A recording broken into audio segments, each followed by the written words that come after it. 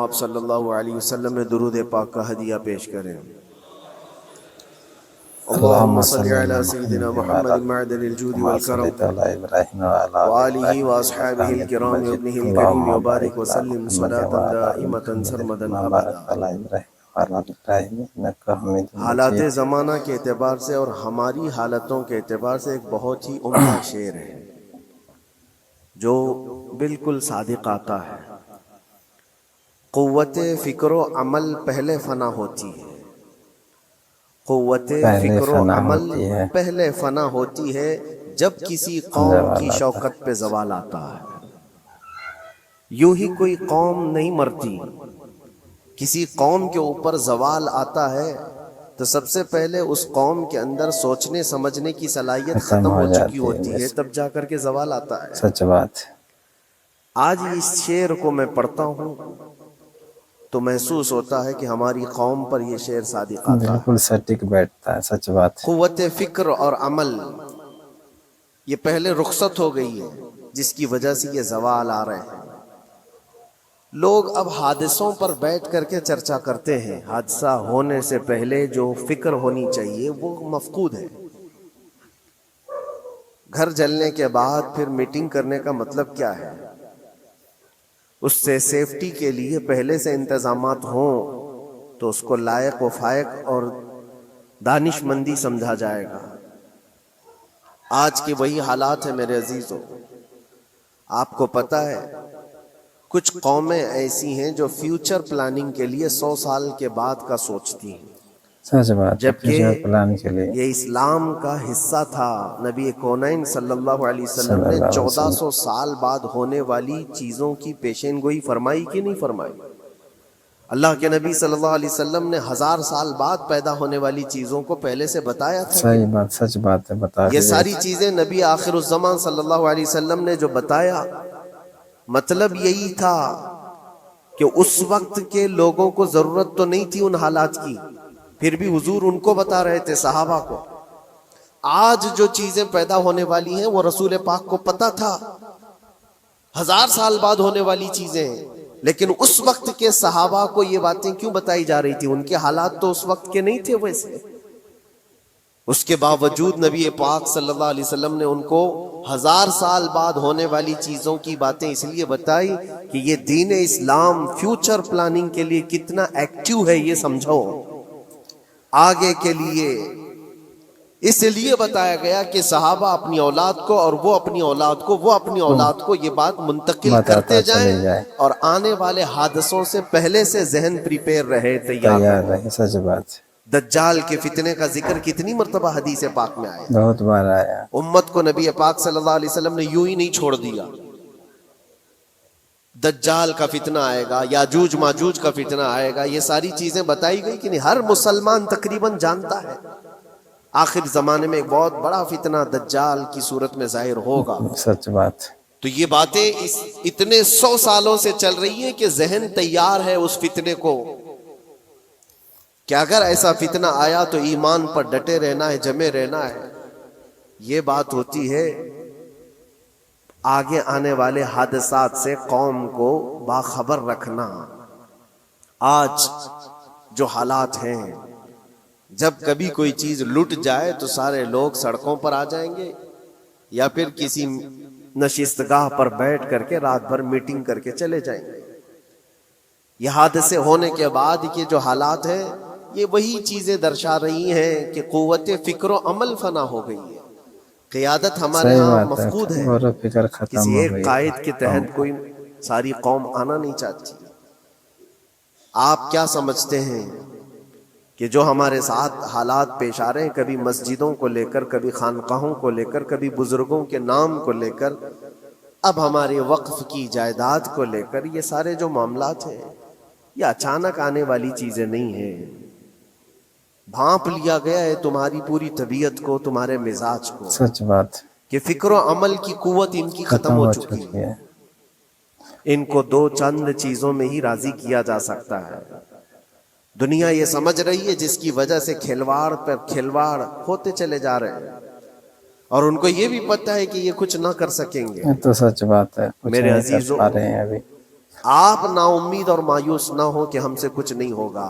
اللہ کریم چاہے تو ایک بندے سے بھی پوری دھرتی پر زلزلہ لا بے سکتا شک سبحان اللہ، سچ بات ہے یہ. اللہ کریم کی ذات پر یقین اور توکل رکھو. سرکار غریب نواز اللہ پر ہندوستان بھروسہ آئے ہے. تھے تو بہت بڑی فوج لے کر نہیں آئے تھے، اللہ کی ذات پر بھروسہ کر کے آئے تھے، اور 90 لاکھ لوگوں کے دلوں میں چراغ اسلام جلا جلا دیا چکے تھا. تھے. بے شک وہ یقین اور توکل کے ساتھ آئے تھے. آج لوگوں کے دلوں کے اندر جو مایوسی اور نا امیدی ڈالی جا رہی ہے کہ کچھ ہوگا نہیں، ابھی کچھ کرنے سے کچھ نہیں ہوگا، ہوگا یہ ہوگا، نا کوشش امیدی اور کرنے کے مایوسی بعد تمہاری کے ساتھ طبیعت میں ہمیشہ کیوں آئی؟ اللہ ہے. کیا تمہارا رب تبارک و تعالیٰ کی ذات پر یقین کمزور ہو گیا؟ اگر یہ اس طرح کی بیماری آئی ہے تو پھر بدر پڑھ لینا. جب رسول پاک صلی اللہ علیہ وسلم کے ساتھ وہ صحابہ جا رہے تھے، ان کو اچھی طرح پتا تھا کہ سامنے آنے والی فوج کتنی طاقت لے کر آ رہی ہے. 1000 لوگ آ رہے ہیں، ہاتھی گھوڑے ان کے پاس، ہتھیار اور اسباب ان کے پاس ہے، کھانے پینے کی مزے کی ساری چیزیں لے کر کے آ رہے تھے مکہ والے. اور ادھر صحابہ ننگے پیر ہیں، 313 کے پاس 4 گھوڑے ہیں، پیدل چلے آ رہے ہیں، چھاؤں لینے کے لیے کوئی جگہ تک نہیں ہے ان کے پاس. بے شک ایک کھجور کسی کے پاس ہو تو 10 لوگ اس پر اکتفا کر لیں.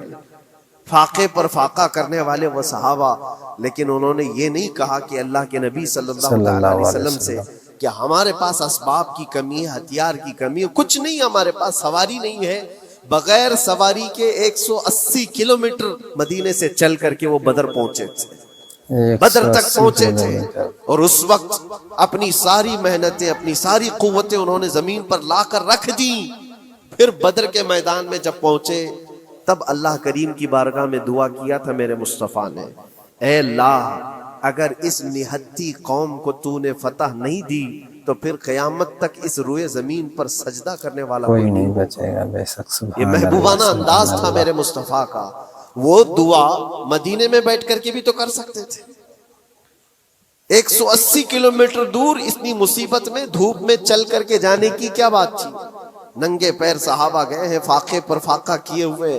وہ مدینے میں بیٹھ کر دعا کرتے تو کیا رحمت للعالمین کی دعا قبول بے نہیں شک ہوتی؟ کہیں بھی کرتے لیکن دعا قبول مصطفیٰ ہوتی. کریم صلی اللہ علیہ وسلم نے یہ مزاج دیا ہے، پہلے فکر و عمل میدان میں لاؤ پھر دعا کرو، اللہ کی مدد بے آتی شک ہے. سبحان اللہ. یہاں ہم بیٹھ کر کے یہیں سے دعا کرتے ہیں، کچھ کرنا نہیں ہے، بدلنا نہیں ہے، اور فکر و عمل کو لانا نہیں ہے. تو پھر صرف یہاں بیٹھ کر کے دعا کرنا، یہ تو میرے عزیزوں عورتوں کو اس سے ذمہ داری دی گئی ہے کہ تم میدان عمل میں آ نہیں سکتی، تم اپنے گھروں سے دعا کرو اپنے بھائیوں کے لیے.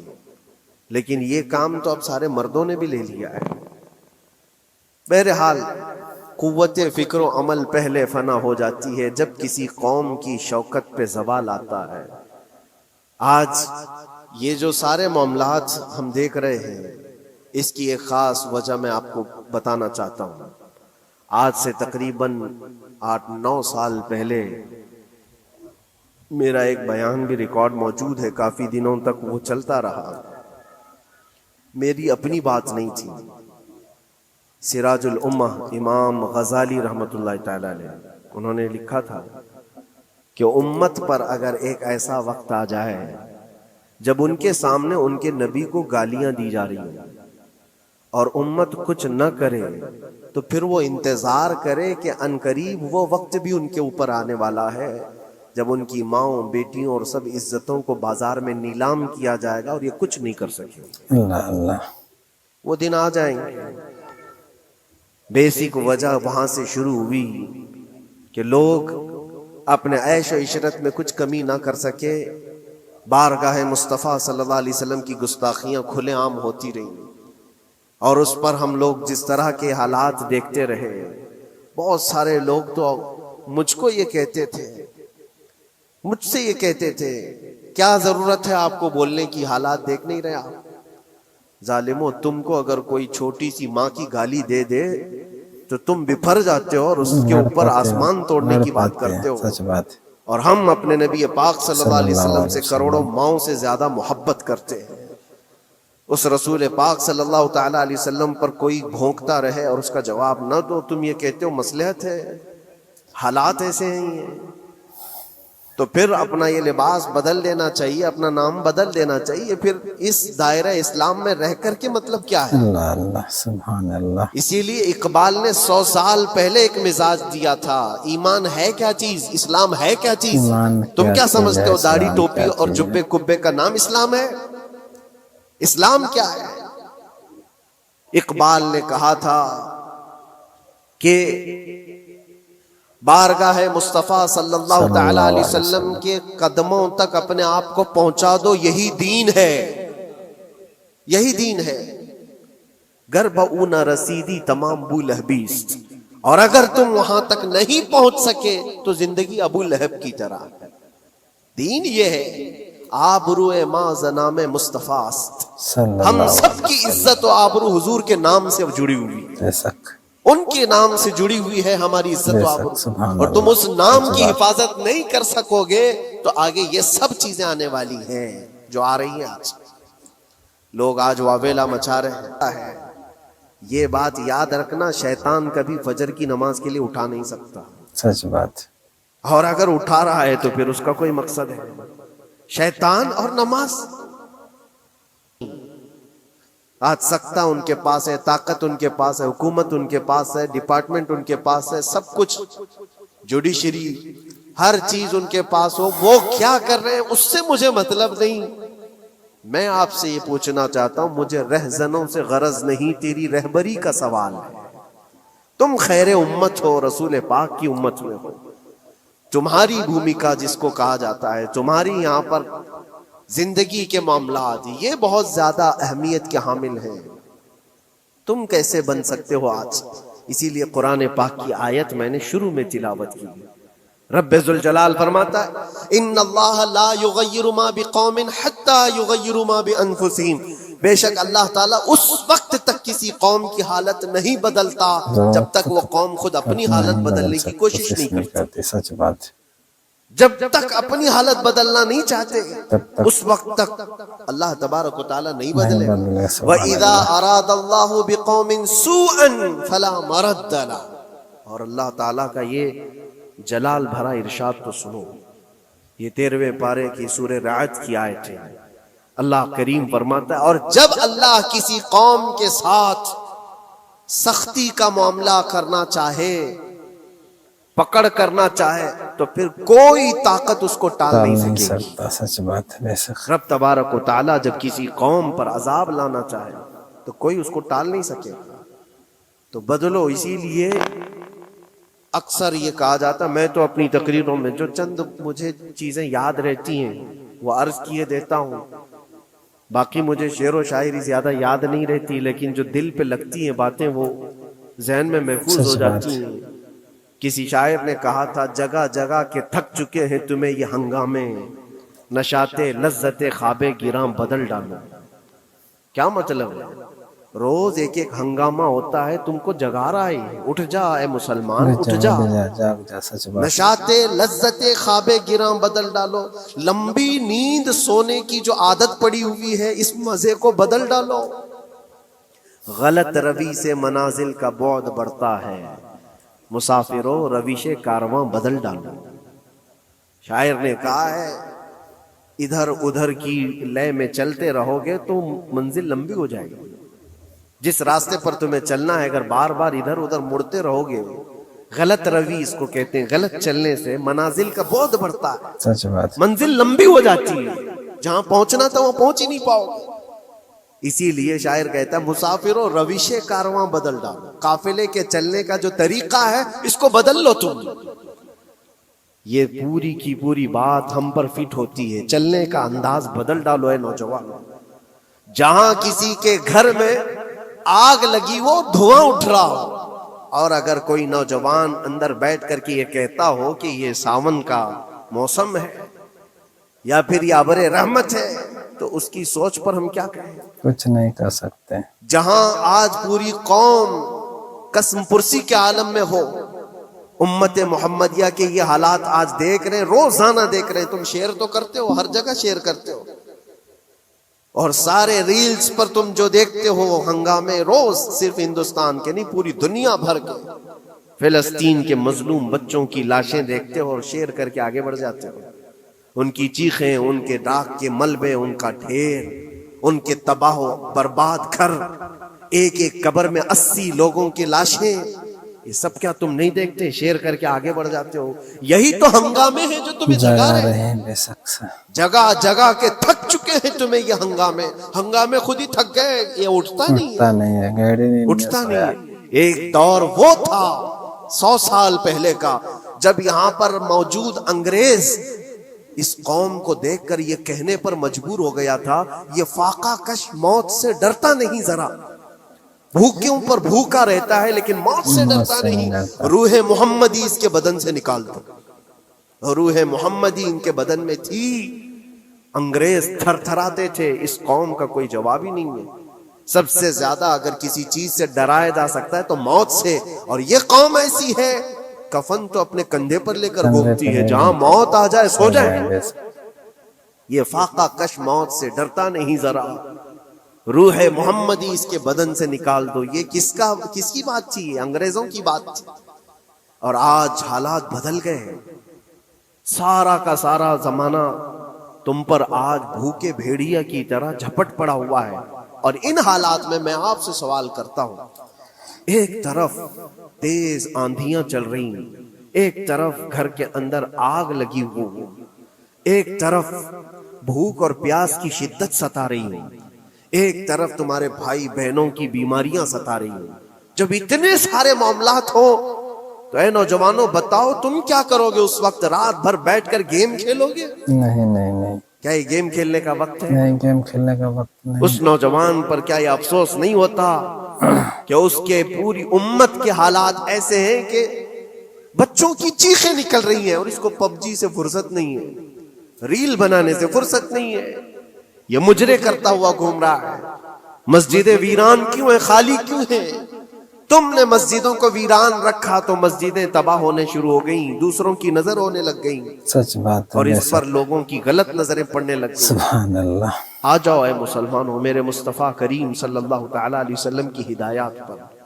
ایک بات چیلنج کے ساتھ کہتا ہوں، تمہارا نام اگر نبی پاک صلی اللہ علیہ وسلم کے نام سے جڑا ہے تو یہ چیلنج کے ساتھ میں کہتا ہوں اس رہتی دنیا میں تمہیں پوری طاقتیں مل کر وہ عزت نہیں دے سکتی جو میرے مصطفیٰ کے قدموں کی وابستگی دے گی. کوئی تمہیں عزت نہیں دے سکتا. تمہیں وہیں آنا پڑے گا، اسی پوائنٹ پر آنا پڑے گا جہاں پہنچ کر کے خالد بن ولید نے عزت پائی تھی. اسی نقطے پر آ کر جمع ہو جاؤ جہاں عمر پہنچے تھے تو فاروق اعظم بن گئے تھے. اسی نقطے پر آ جاؤ جہاں علی پہنچے تھے تو حیدر کرار بن گئے. ہر ایک کو عزت اسی بارگاہ سے ملی ہے. اور جو کچھ بھی معاملات ہو رہے ہیں اس کی ایک وجہ یہی ہے، ناموس رسالت پر تم نے ہلکے پن کا اظہار کیا تو پھر ہمارے سارے مسئلے داؤ پہ لگ جائیں گے. سارے مسئلے. یہ تو وقف ہے. ابھی دیکھو آگے کل تمہاری اذانیں نشانے پر ہیں، تمہاری جماعت کی نمازیں نشانے پر ہیں، تمہاری مسجدیں بھی نشانے پر ہیں کہ تم اپنے گھروں پر بھی جمعہ پڑھ سکتے ہو، چھتوں پر بھی نمازیں پڑھ سکتے ہو. یہ سب معاملات آئیں گے. برقع، حجاب، ٹوپی، داڑھی ویسے ہی چل چکے ہیں مسئلے. ہر چیز نشانے پر ہے. ارے تمہارے کھانے بھی نشانے پر ہیں، تم کیا کھاؤ گے کیا بچاؤ گے یہ بھی نشانے پر ہے. یہ سارے مسائل صرف اسی بنیاد پر ہے. قوت فکر و عمل پہلے فنا ہوتی ہے جب کسی قوم کی شوکت پہ زوال آتا ہے. اور یہ ایک بات یہ بھی میں بتا دوں، اقبال نے سچ کہا تھا، ان کے جو ہم غلام تھے خلق کے پیشوا رہے، ان سے پھرے جہاں پھرا پھر آئی کمی وقار. جو کچھ بھی ہوا ہے ہماری عزت و وقار میں کمی کا